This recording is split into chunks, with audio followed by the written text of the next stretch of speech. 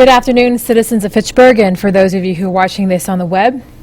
Today is Wednesday, December 24th. It is Christmas Eve, and I am very happy to be standing here in Fitchburg City Hall in the Veterans Office. A number of our previous press conferences have been at our Emergency Operations Center at the fire headquarters, and I want to thank Chief Kevin Roy and the fire department for having us there in their fine facility. And I have a number of special guests with us today. I think our message is a very simple one today, this eve before Christmas, and it is that we are counting our blessings, and we are still thinking about those who are without power, who can't even be watching this press conference here today. And those are the people that are in our thoughts and our minds and our actions over the next few days. And I can tell you that we are not resting, and we haven't been resting until everyone in the city has their power back. I know that many counselors in this room, myself today especially, still don't have power, and we are going to make sure that everybody in the city does. And in the future, there's going to be plenty of opportunities for us to discuss what our courses of actions will be. I first want to begin with some important information. The first is a new number, or actually I should say an additional number that has been released by Unitil. The power company has given us a hotline that they set up for customers to call them any day or night until everyone has power.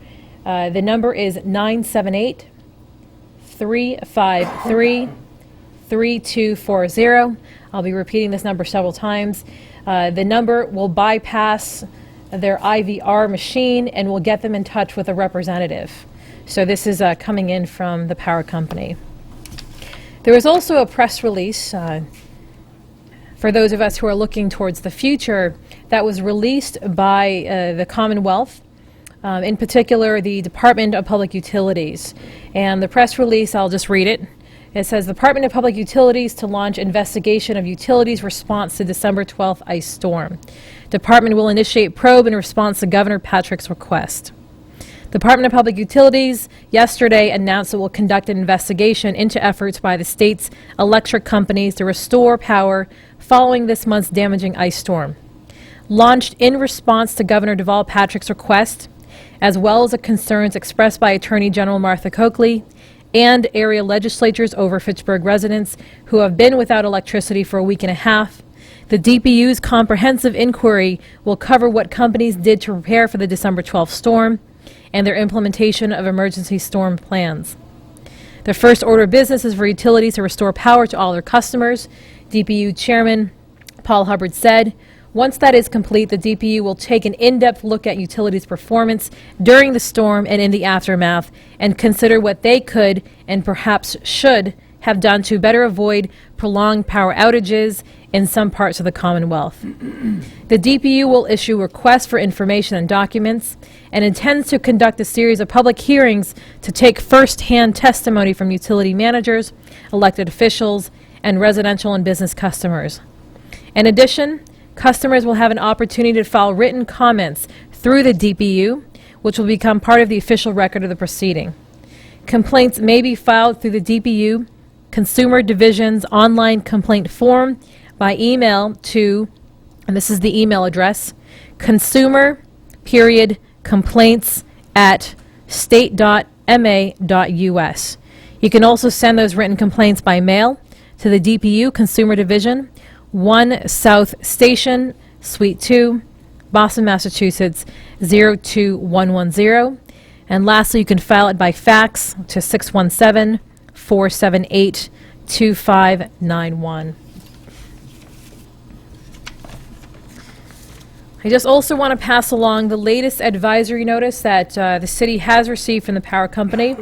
This storm update is from December 24th today at 1 p.m.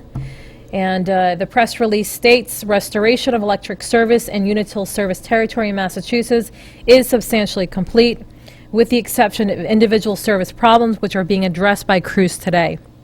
Crews will be available and on call throughout the week and into the weekend to address any new electric service problems that may arise. And they're also providing their hotline number, that's 888-301-7700. But I also want to remind folks that if they want to go directly to a representative, they've given us a new number, and that number is 978-353 3240. In trying to simplify the message, again, there are still people without power. We want to make sure that we focus our efforts on those individuals.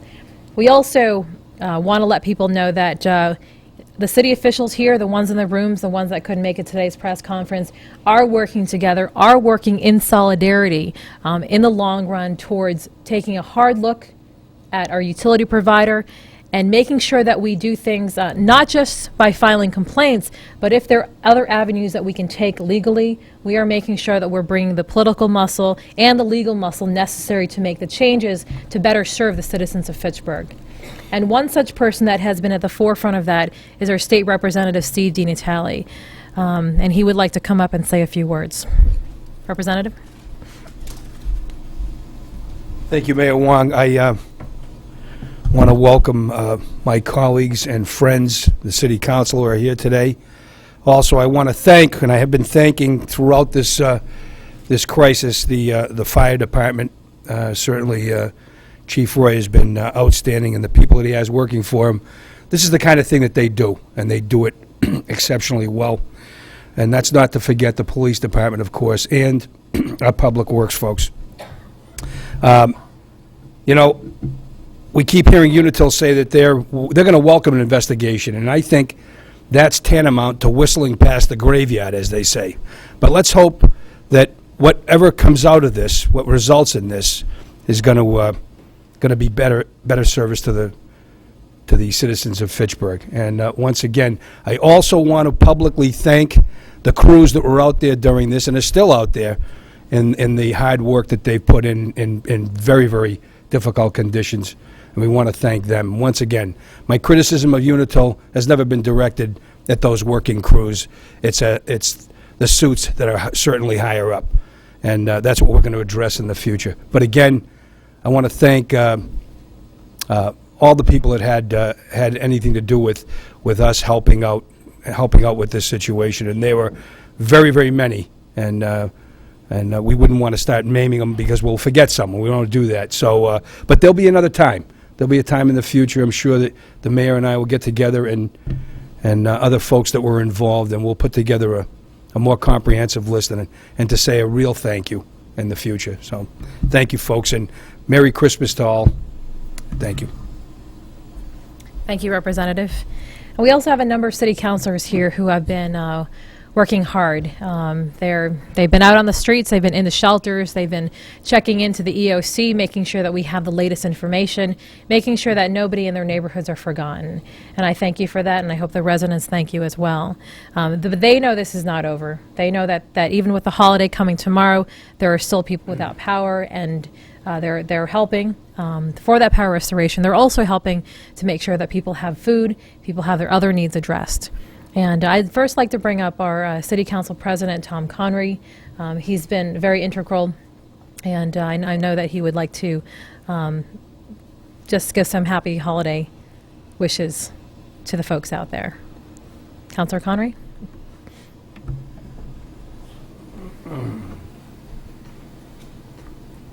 Thank you, Mayor. I think everything that has been said about this situation could be repeated millions of times.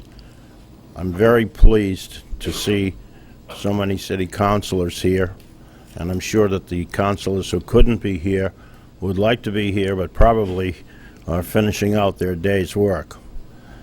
This council has stuck together. They've worked hard on this situation.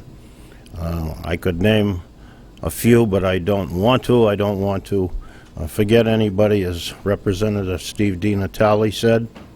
I don't want to embarrass some councilors. As one councilor said, I did what I was supposed to do. As far as the future is concerned, I too welcome the Department of Public Utilities to open hearings to determine what happened during this storm from December 12th forward. We need to know. We need to be prepared in the future. The storm was devastating. There's no doubt about that. But on the other hand, we need to be prepared to handle situations like this in the city of Fitchburg. Again, I want to thank everybody who was involved in the restoration process, those who really did yeoman's work over at the senior center with the people who had been displaced. That was a very, very difficult chore. The people in the Emergency Operations Center, just an amazing thing to watch. So now we have to move forward, and I'm sure everybody is looking forward to opening up this hearing to determine what happened and what we as a city, what the utility can do better should something like this happen again. I want to thank everybody again and wish everybody a very Merry Christmas. Thank you, Councilor Connery. I'd like to bring up some city councilors that are here. I'd first like to bring up Councilor Caddy. I want to thank him for squeezing this in. I know that he's been running around even today. Councilor?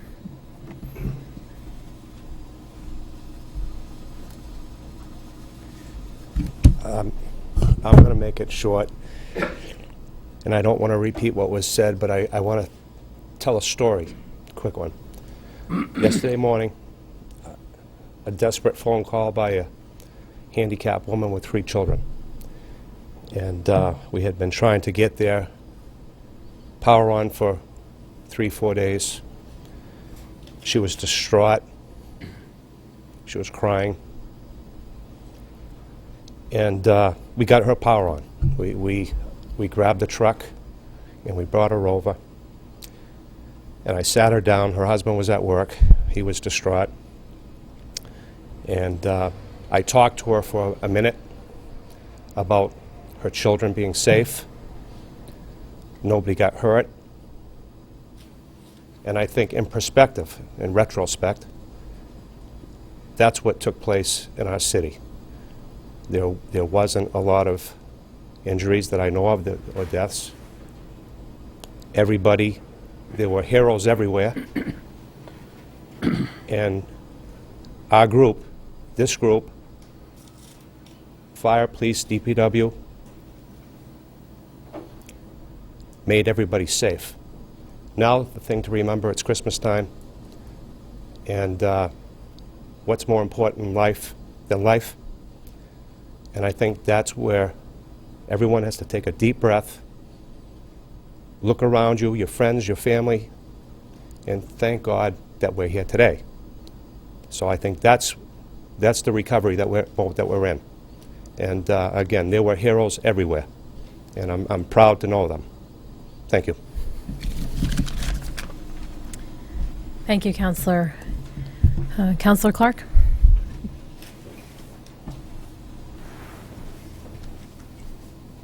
Thank you, Mayor. Just a couple of thank yous. Spent a lot of time in the emergency center at the fire station. I've had varying degrees of respect for the people before this event. That respect has only quadrupled what I feel about some of those people in that center. I think in my trips around Ward 1 especially, the people of Fitchburg have been remarkable. That's the only word I can come up with. I don't know what I expected, but they were remarkable, and they still continue to be. There are still some pockets out there that are still having problems. I was at one place today, and even though we're 2 weeks into it, these people were still, they were happy to see one of those big utility trucks come around, but they were remarkable. And I think this is going to be a very special Christmas for a lot of people. So, again, my thanks. And Councilor Starr?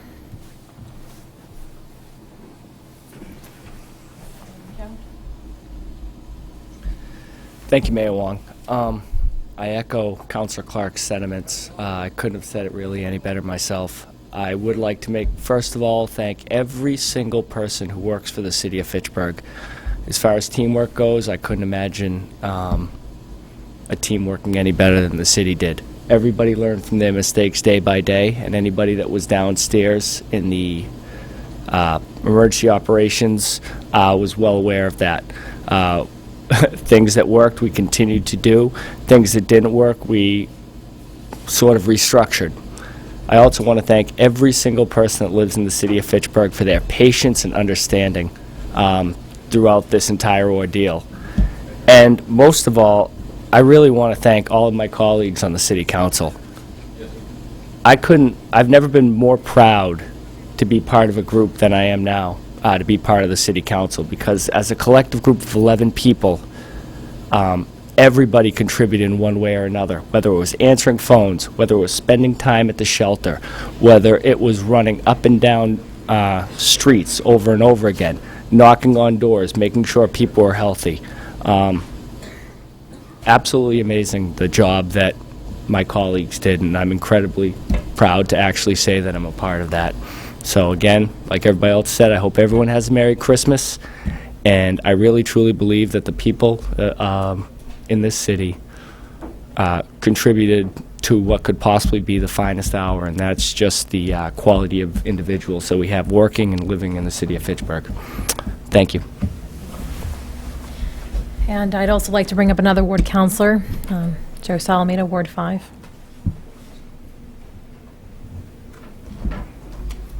Thank you. Thank you, Mayor Wong. I would initially like to thank Mayor Wong for her composure in keeping people together at a time when many people would have been at each other's throats. She kept the people focused on what we were ultimately trying to achieve, and that was getting the power back to the city of Fitchburg. She took criticism that maybe was not directed to her. She took it upon her shoulders, and she kept the thought of moving and getting power back as the main focus, and I do want to thank her for that.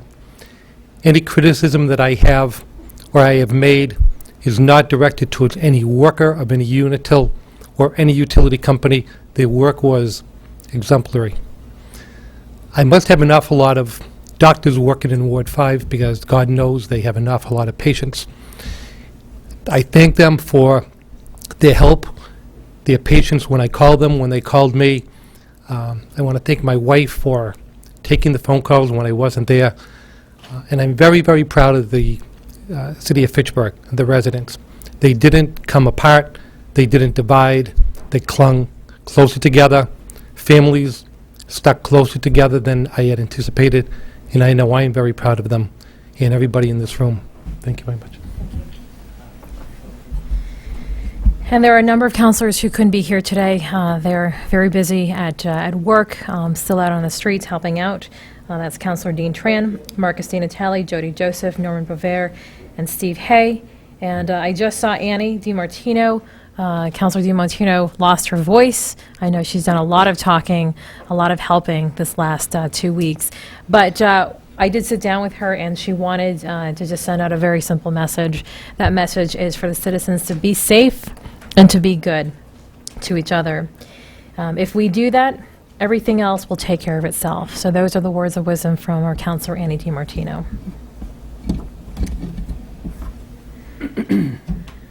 There are too many people to thank, and we are compiling those lists, and we are trying not to forget everyone. Hopefully we'll have some rest, and that everybody's going to have a very happy holiday.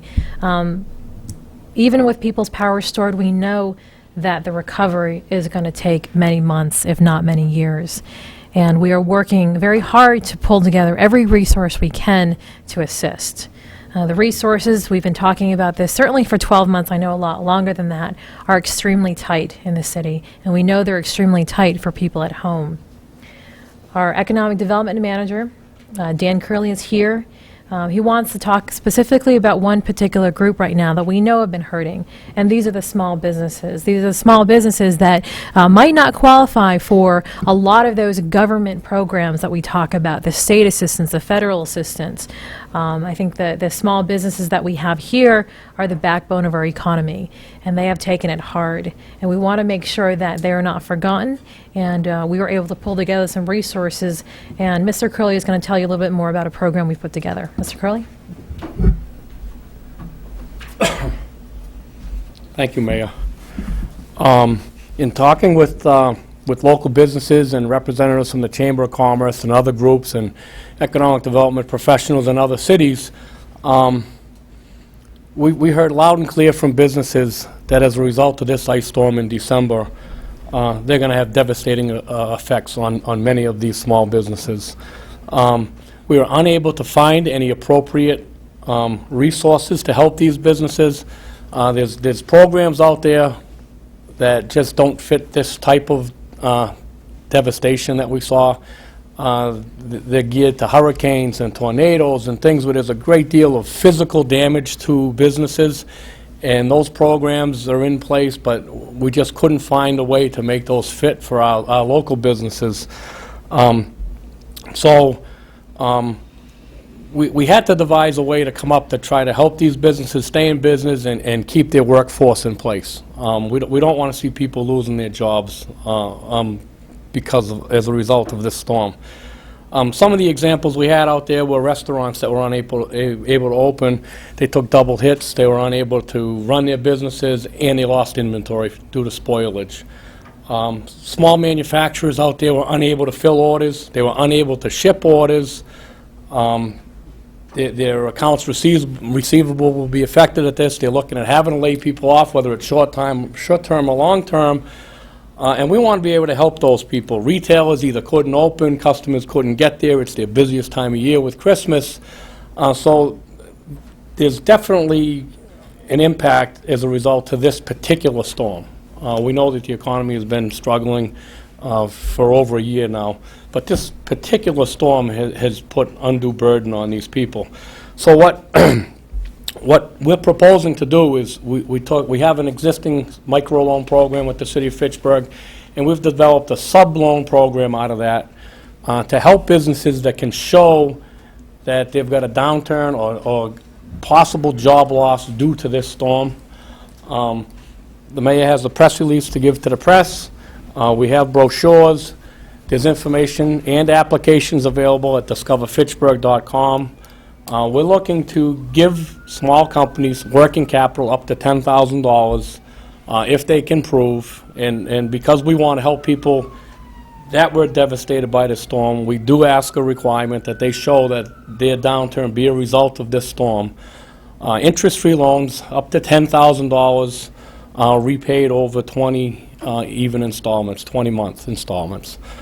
So for more information, you go to discoverfitchburg.com. You can contact me in the Economic Development Office, 978-345-9596, or certainly call the mayor's office and they'll direct you to me also. Thank you. Thank you. Thank you, Dan. And we know that there are a number of individual stories that are happening across the community. And we want to make sure that we address all these issues. We have been compiling a list as people come in with questions about what to do with debris removal of trees, what to do if their water pipes freeze. We're compiling all that information so that we're not just answering each individual concern, but we know that these concerns are shared across the city. Right now, we're asking people to, if you have home insurance, make sure you keep receipts from any expenditure that you make that you believe is storm-related, whether they're groceries, whether it's overnight stays at hotels, and any repairs that you may make. Right now, we're still lobbying for assistance through FEMA. Right now, individuals do not qualify through the individual assistance, and we want to make sure that that changes. So we're going to continue to push the state, we're going to continue to push the federal government for the appropriate designations so that we can get that reimbursement from them. In the meantime, we're looking for existing sources that we're compiling to make sure that information gets out to the public. At this point in time, I will take any questions that the press may have. Yeah, Mayor, Brandon Butler from the Sentinel. You mentioned in terms of the investigation to the utility companies. You want to take a hard look at the utility provider, and there could be other avenues that you take, possibly legally. What could those legal avenues be? Well, we're still looking at that right now. I know that there are several different paths the city could take, and they will all have different legal and financial ramifications. I've stated before that no matter what happens, I want to see better service, improved service. I want to have more assurances that there is a emergency plan in place, not just for ice storms, but for any emergencies that may arise. And that means that whoever the entity, whatever the reiteration of a company is, whoever buys and sells the company, has the capability, has the resources to direct them here and to be responsive. And the DPU investigation is really going to help us detail exactly what those things are. If there are points and lessons to be learned from this particular case that can be immediately improved, those should be immediately improved. If there are more stronger actions taken in the long run, then we'll take those as well. But in the meantime, any improvement that can be made immediately, because the winter is not over. And an emergencies are things that we prepare for. We don't always know that they're going to come down the line, but we prepare for them. And I just have to say, as a side note, I was extremely impressed with the emergency preparedness plans, the center, the equipment, the operations that have been set up in the city of Fitchburg. These are things that have been set up long before myself and many of the city councilors even came into office. And this was due to the hard work of our fire department, our police department, our DPW, and other various departments. We have some highly trained individuals working in the city, both who are currently working for the city and retired. And people, because of their roots here in the city, really came together, gave more than their job descriptions ever required. And because they had the plans, because they had the training, we were all able to come together extremely quickly and address what we could in the city. Do you think Unitil should be sanctioned or held in violation in any way? Certainly, if there are specific things that are found in which they could be sanctioned for, we will certainly push for that. I am recalling the words of Mr. Gantz, I believe it was yesterday, the day before, when he was asked, I believe by you, Brandon, whether there are things that Unitil could have done better. He said, yes, there are. We asked what those things were. They did not give us specifics. So the DPU investigation will allow us to figure out what those specifics are so that we can make sure that we act appropriately. Do you think Unitil is still capable of serving this area to what's needed? Well, you know, 13 days into us, I can tell you that if we had serious doubts before, those doubts have been clarified, and at this point in time, I would say no. There are definitely not enough resources to deal with this issue. I am not sure if there are enough resources available to deal with a number of potential issues that can come up, and that's very alarming to us. And any sense on when full power restoration will be back in the city or region? You know, I think one of the major issues throughout the last 2 weeks is the lack of communication to key officials. The lack of information coming into the Emergency Operations Center, coming into myself, coming into our elected officials, coming into our emergency management personnel. If we don't know what is going on, because what is going on is within the control of the power company, we can't pass it along. And if the power company isn't passing along that information to the public in which they serve, then we've got a major communications breakdown. So I've had a number of comments as we're trying to pass along information, just like I read from the Unitil press release right now. People want to see the people from the power company talk about what is happening with the power company, with their strategy, with their crews. The best that we can do is to relay that information, take the best information we can. And I have to say, this is where the city councils were invaluable. So when we get information from the utility companies themselves, we don't know exactly what reiteration, what management structure that information goes through. But I can tell you, when the councilors are out on the street, they're talking to real people, looking at real homes, looking at real issues. And that information was incredibly valuable to take back to the Emergency Operations Center so that we could follow up and we could relay this and we could push these individual cases through. So there's been just a tremendous amount of human capital, political capital that was used. These networks that the elected officials, that just the residents, they talk to one another. And that seemed to be the best way to get information across. That's going to be one major point of contention, is having that information from the power company, because we were left in the dark, not just literally, but we were left in the dark in terms of information that was passed on to us, and that's unacceptable. Thank you. Well, as we said, there are still people right now without power. We're going to continue to push it forward. I just want to reiterate the numbers that people can call. Those numbers are 888-301-7700. That's the hotline that the power company has set up. They've also given us a direct hotline number to go to a live representative, and that is 978-353-3240. We're going to put these numbers on the electric sign that's on Boulder Drive so that people can have those numbers in a very visible place. In the meantime, I just want to say how proud I am of all the counselors that are in this room and are not in this room, our state representative, our emergency management personnel, and finally, the residents of the city. You have shown yourself to be just true community members. I know that there are a lot of stories out there, stories of frustrations and fears, as well as stories that are absolutely heroic. We want to hear those stories. There's going to be plenty of opportunities, but in the meantime, please have a safe and Merry Christmas. And if you know people in your neighborhood, if you have family or friends who are still without power, who are still without food, without shelter, please reach out and help them. Thank you.